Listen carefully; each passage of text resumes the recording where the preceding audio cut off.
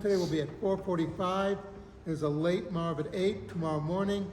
We'll be davening at 6:15 downstairs where it's warm. And remember that next week we're davening at 6:10 all week. And now for a very quick of our Torah. As we go through the plagues, that each one gets worse, but up until the plague of lice, Paro had his magicians simulate the plagues. Sort of like to say, oh, you think you're something, Moshe? I can do the same thing. This God of yours isn't so great.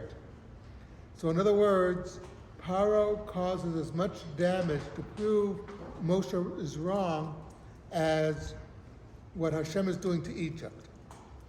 Sort of doubling the punishment.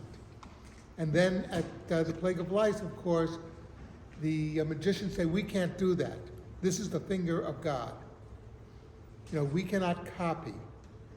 And the point that God is making with all this is, yes, some of the stuff can be simulated. I know that. But to do it on the level that Hashem is doing it to the Egyptians, they couldn't do that. They could do it experimentally. Sort of like there's a lot of times scientists will do something and it's a teeny tiny thing as compared to, they can make an explosion, but nothing like a volcano erupting. So it's just basically getting across to the Egyptians, you are not in charge. Getting across to Paro, you're not in charge, you're not a god, you're simply a man.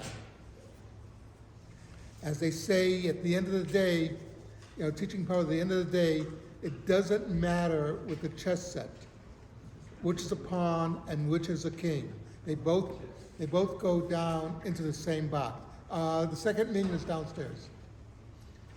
They both go in the box in the same place. That we're all human. And Paro, you have to know that with all your power, you're nothing more than a human.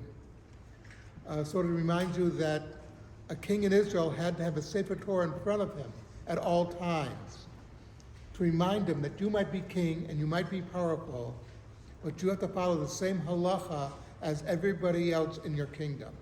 You're not that special. Something to think about, Kaddish Rabbanim.